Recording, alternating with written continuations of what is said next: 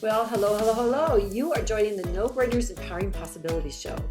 These are dialogues of encouragement with fresh perspectives, invitations to ahas, a little bit of science, a dash of behavioral psychology, and a whole lot of creative fun. So if leveling up is on your radar, my friend, you are at the right show.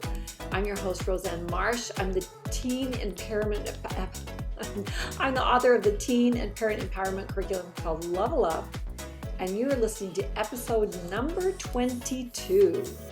Recognize, redirect, rephrase to recreate. You know, there are so many things in our life that we love and project us forward. And there are those things in our life that if we took a moment to be able to get curious about them, to maybe to be able to analyze them a little bit, then we would recognize that we have some potential to be able to just tweak things or redirect them, course correct them. In my studies of the brain, one of the things that I have learned that science tells us that if we learn experientially, we not only learn things faster, but we retain it for longer. So here's just something today I wanted to share with you on some things that can help us learn some skills, do them a little bit experientially, and move forward in being able to manifest ourselves in the brilliance that we truly are. So something happened to me the other day. I was walking along and I caught a thought. I was walking and I was just minding my own business, and there it was. It came out of left field, and I held it for a minute. And there were other thoughts coming at me, and I was dodging them right and left. You know how there's thousands and hundreds of thousands that come at us at any time during the day. But I still had hold of this thought. And I was about to throw it away, toss away, then something happened. I could feel something in my heart. I could feel oh, I'm starting to have feelings and emotions about this thought. And I remembered I have a short window of time, maybe 7 to 17 seconds, that I need to decide whether I'm going to toss this and get rid of it, or I'm just going to start having feelings about this. And I did. I started having feelings about it, and look what happened. Yeah, I gave it life when I started putting feelings and emotions in it. And then if I sit in that emotion for very long, it becomes a belief. And we all know what beliefs do. They actually drive our behavior, which then determines our destiny and where we're going to end up. So where do our beliefs come from? Where do all these come from? Well, we're not conscious of all our beliefs. If you look at this slide of the iceberg, 9% of it, 5% of it is above the water. 5% of that is conscious. The other 95% is below. And it has all of our emotions and our thinking and our beliefs and our values that we've gotten from the things that we've experienced in life. So it's a record of our life, basically. So if we experience things time and time again, repetitiously, or emotion, oh my goodness, emotion is a really huge recorder in our neural network. But if we repeatedly have something highly emotional, it's huge. So what's down in your subconscious? Do we even know what's in our subconscious? When we are met with situations in our life, what our brain does now, it goes down into that subconscious and it starts to compare. Okay, there are some circumstances that are familiar that I can know, how am I supposed to respond to life right at this moment? What is in my file cabinet of experience? So for example, if you're afraid of snakes, it could be that every time you see a snake, it reinforces this thought and it gets bigger and bigger and bigger, even to the point of where you may be on a path and you see a stick there and you associate it with a real thing, and everything in your subconscious is saying, run. And it remains that way until we change something, until we change it. But your subconscious just really wants to make you feel safe, right? Your subconscious just is like, all I have is what you've programmed into me. So that's all I can give you. So these loops of experiences down the subconscious, some of them are not serving us. And some of us are not, some of them are not letting us live to our fullest. But we're creatures of habit.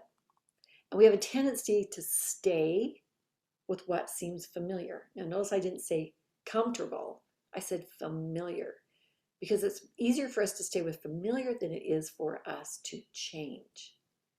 So 95% of our thoughts are the same as they were yesterday, and the same as they were the day before and the day before.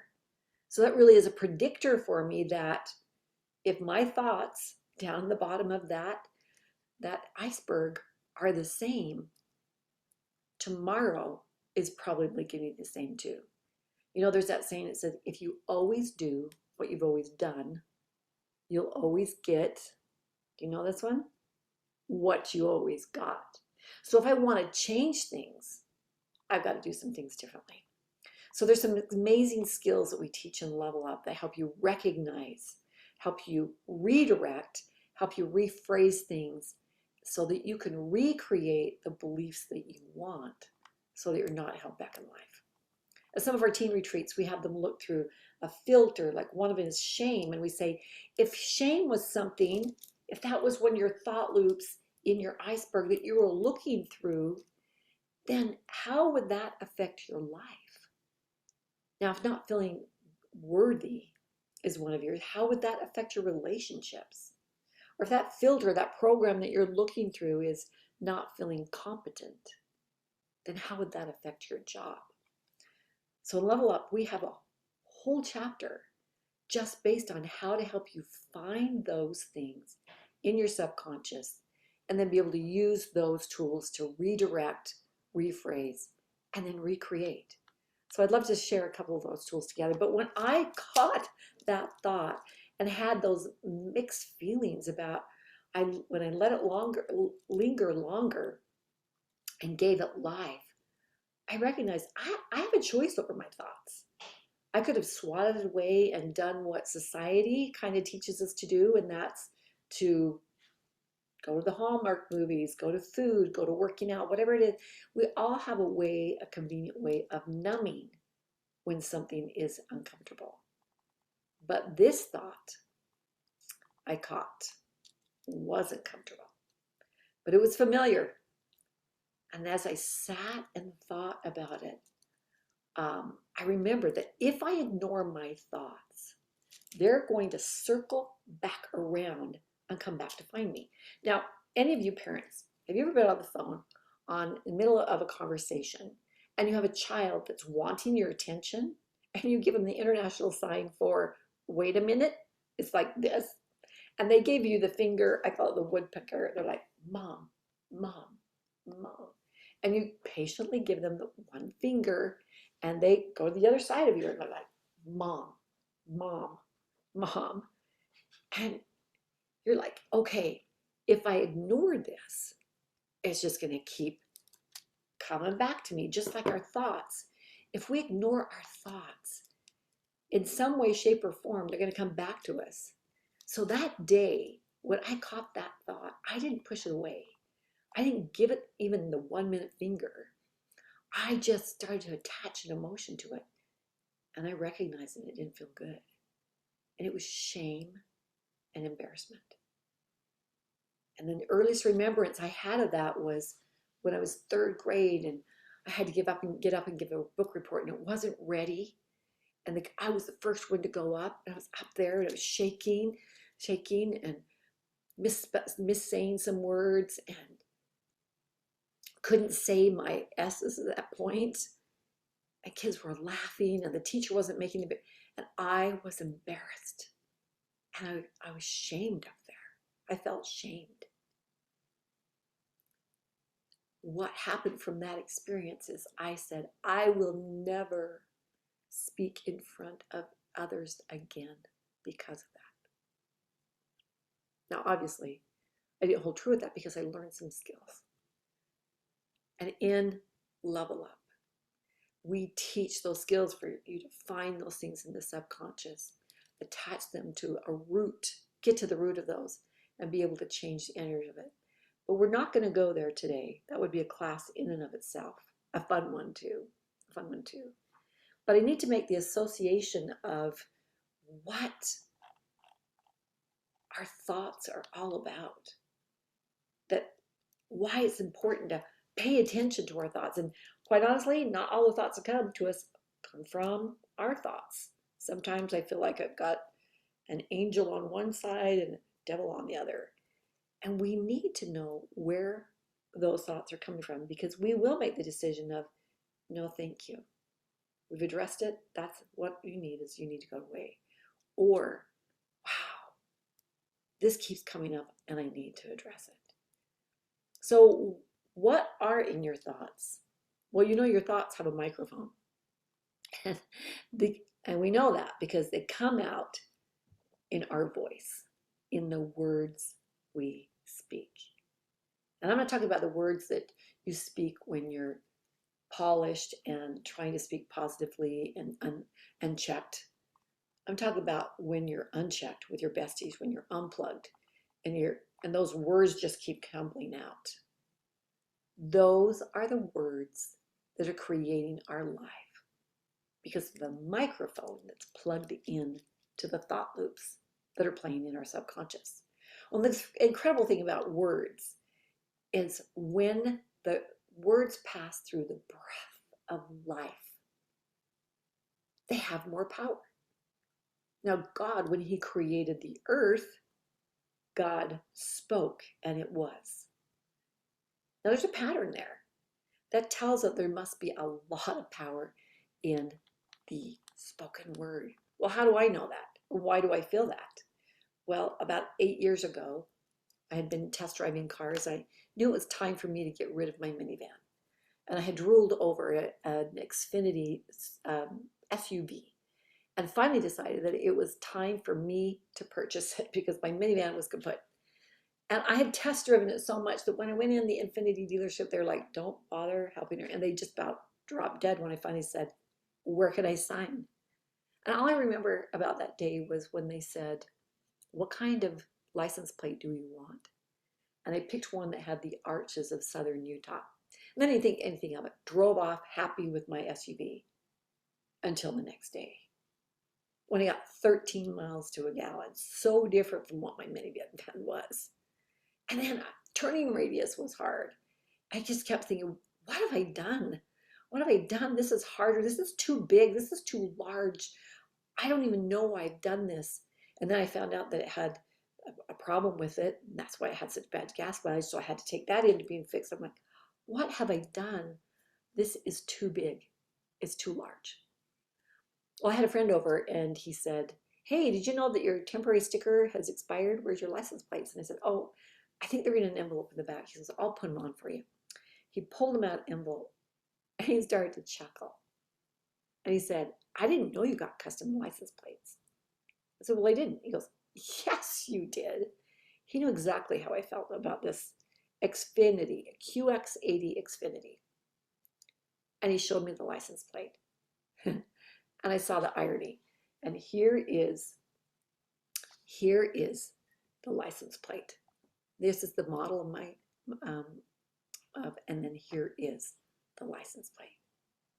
X80, too large. There it was. I couldn't believe it. My words were written right on the back of my license plate. You know, the law of attraction tells us that what we vibrate out, and we know that words, thoughts have a frequency and a vibration, not anything different than the science of your phone. And it's out there. And we bring back into us those things. So if words create, what are we creating? We actually go through a cycle of languaging. And in the cycle of languaging, it helps us become aware of when our languaging skills are slipping.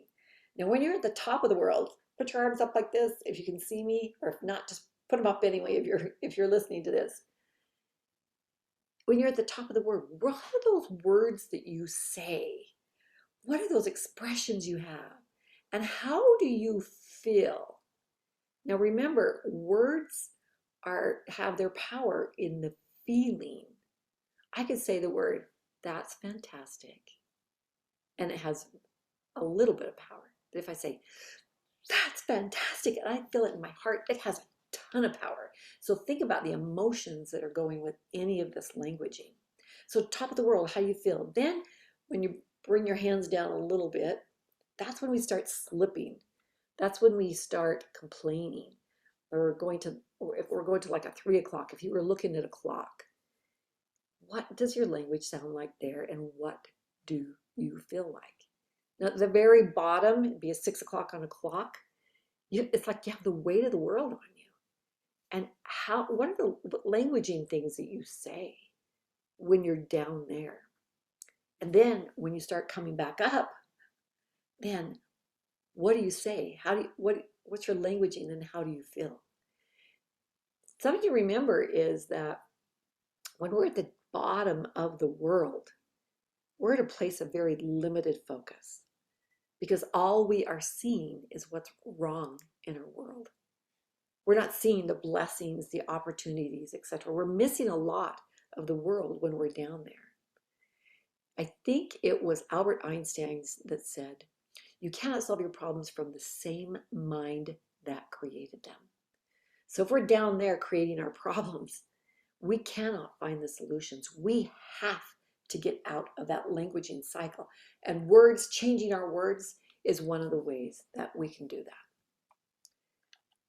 So we don't have to go through the entire cycle. As soon as we start seeing ourselves slip, we can go right back up to the top by catching ourselves and by redirecting. Well, chapter 3 has 55 different ways to redirect and change your mood and alter your state. And here are 4 power hitters that I wanted to share with you that literally will change the trajectory of your life if you'll try these. The first one is a pattern interrupter, an action that you can take that has a pattern interrupter with it, a word, an action, and a feeling, all right? So something you could do is, if you see that you were spiraling, or you said the wrong thing to someone, you just go, delete, and do that physical action and feel that like, oh, that's gone, that's out. X that out, we're going to start all over here. Or you can come up with a word of your own. I mean, it could have a power stance to it. Any of these things. One gal on one of our teen retreats wanted to be a vet tech, so she's like, vet tech. That way she had not only something that distracted and redirected, but she also had like her personal mantra and her goal right there in front of her. My personal one is tally ho. And it's quite effective because it helps me understand, come on, let's get up and going. The second one is change your breath. We use breath work all over in the Level Up curriculum because breath work is tied to emotions. So every emotion has a different kind of breath that goes with it. Have you ever noticed that? If I say to you, okay, everybody pant, what do you feel? What do you feel? You probably feel that would be someone in fear or anxiety. But now if I said to you, I want you to breathe in for 4, hold for 4, out for 6. Okay, try that. Ready? In for 4, hold for 4, out for 6. Now, doesn't that feel better? I mean, if you did that a bunch of times, you're going to feel even better. But what we're doing is we're changing our state. We're getting ourselves out of the monkey mind so that we can then be more clear, problem solving, make better decisions. Now, the next one is my favorite, and that's music and move it. So the reason I say move it, when your body gets moving, it pays attention. And one of the things about music is, remember, if you listen to some of the other shows, you'll know that the heart, the natural making beat maker in our body, is attracted to beats, is attracted to music. So it pays attention. So if you do not have your own favorite playlist, you are missing it. You're missing one of the biggest course correctors, redirectors that there is, because it can change your state in a heartbeat. One of the things you want to pay attention to, though, is lyrics, the words, because words bypass the head and go right to the heart with music. And the words, even though you think, okay, I'm not hearing it, I don't listen to it, it's just a catchy beat, whatever, I'm not even listening to lyrics. Your mind is listening to it. You are hearing it. So it's very important that we change, that we looked at the lyrics that we are listening to. So the last one, and this is a big one, and I really wish we had a lot of time to be able to talk about this, but I want to throw this out because I want to challenge you with this one. This is one of the skills that can make such a big difference in your life. And that is change your words. When we recognize the words that we use and we redirect them and rephrase them, we create a totally different life. Because if thoughts can influence words, words can influence thoughts. Now, there's two different categories of words. One is words of deterioration. Words of deterioration, those are words that are words of pessimism, words of doubt, words of judgment and impatience. They're words that cut, they tear, they discriminate. They have the tone of ego, superiority, and justification. They erode the self-esteem, our self-worth, and our vision. They bring death to dreams, an aversion from our destiny of where we're supposed to go. Words of deterioration are like weapons. They're used against others and against ourselves. And words can cut worse than knives. We can then feel the difference in our words. We are accountable for our words. And whoever said, sticks and stones may break my bones, but words will never hurt me. Words have such an effect. And many times they hurt worse than a physical wound. Now take the converse of that, and that's words of life.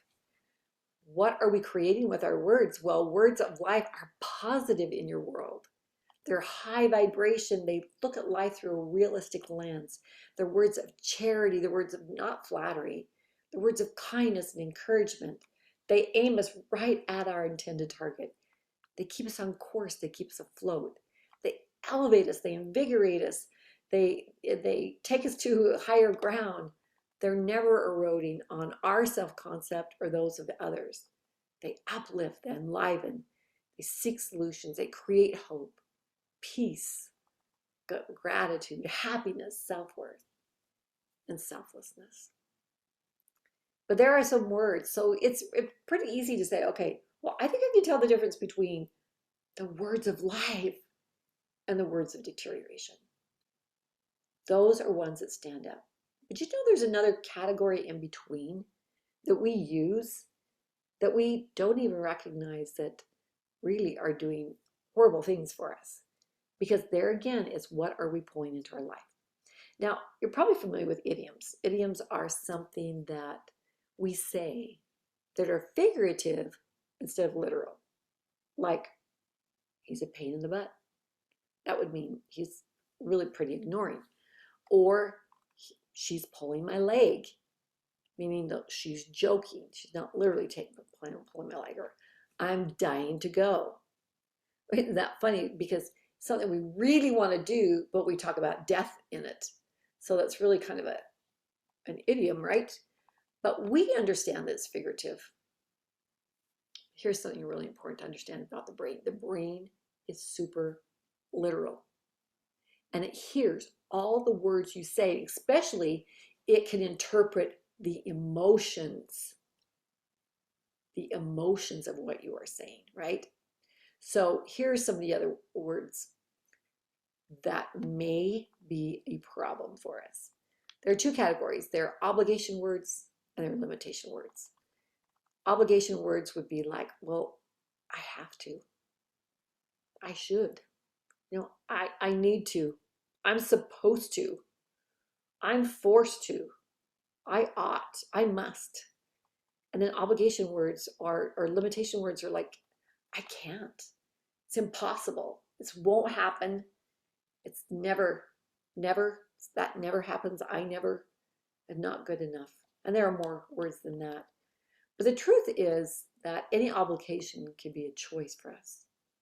A feeling it should indicates that we want that end result, but there's like conflict in the feeling, right? Another those limitation words that when you think about it, really, if there's a will, there's a way. But it's all about taking ownership over what we say. The words we need to add in, besides the words of life, are words of choice. I get to, I want to, I choose to. Listen to this different. I have to go to school. I get to go to school because I live in a land that has liberties. I also have a place where homeschooling allows educational flexibility. We have a freedom of choice, but it requires ownership. Oh, I could never go to Harvard. Let's use ownership on that one. Well, I haven't really taken the time to look to see if Harvard is a possibility. Ownership in how we speak. So what about the word never? What is your I never phrase? I never, you know, I can never lose weight. Let's stop. Because the brain hears, I can never lose weight. So the mind is like, all hands on deck, all hands on deck. She said she cannot lose weight. So make sure that you do not lose weight. Okay, I know this sounds crazy, but it is so true when we turn those words to, I'm releasing weight all the time. So let's try a couple of these right now. I want you to rephrase these for me. And this is really something I think we need to come back and do another show on just rephrasing. And I'll show you lots of different things that people say and what they do. But one of them would be, I'm exhausted. Okay, what is that creating? And that's what we have to look at with our words. What are we creating? Because we can either create possibilities or we can focus on the problems. Possibilities or problems. Possibilities or the problems. I'm exhausted. How about, I've worked hard. I deserve a nap. Okay, one told the body we're exhausted, so let's get all in an exhausted state. The other one was, I worked hard. I deserve a nap. What about, she's driving me crazy? What are we creating with that? Well, craziness, right? Impatience, probably. Looking at that person that way every time you see them. What about, she is teaching me patience, opportunity, possibility, right? Okay, another one. I am so stupid. What is that creating? Well, it's a reminder all the time that you are stupid. So what is the brain going to say? Well, when you go to do something, some math or whatever it is you're doing, calculus or figuring out your bills, well, you're stupid. And those thoughts down inside, that subconscious, we keep reinforcing every time we say something. I'm stupid. I can't lose weight. I'm exhausted. Whatever. When we learn to recognize the thought that we're thinking and that comes out in the words that we say, and we go, okay, I gave life to that. So now I'm going to redirect it. I'm either going to say my power word or get some music or what, get in another frame of mind. And I'm going to say it in a different way, in a way that espouses opportunity. And then that way I'm going to start creating in my life something different. When we learn to relanguage, we open up the doors to possibility. We relanguage, we start to see life very differently. because we start looking at things from different angles instead of being narrow focused. This may seem like, oh, that's really nice, Roseanne, but it's powerful in and of itself. When we learn the language of intentional creation, when we learn that, it's a game changer. And we can teach our kids this at a very, very young age. This skill is so important that Level Up No Brainers developed a game for it. We have a family game, yes, and it's one where they learn how to rephrase, they learn how to come up with feelings and with questions, they learn affirmations, and they learn how to flip something from the negative. What's the wording for the positive? So we're using different parts of our brain.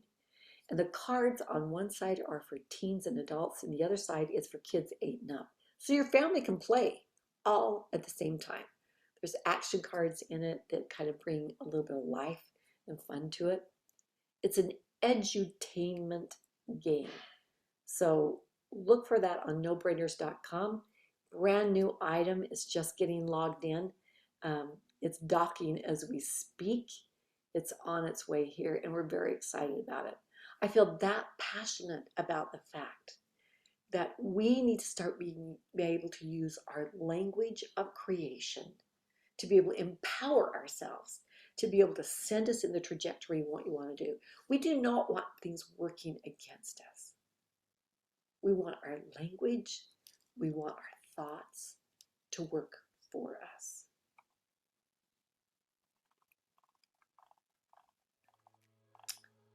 If we could, we would want to put armor on our kids.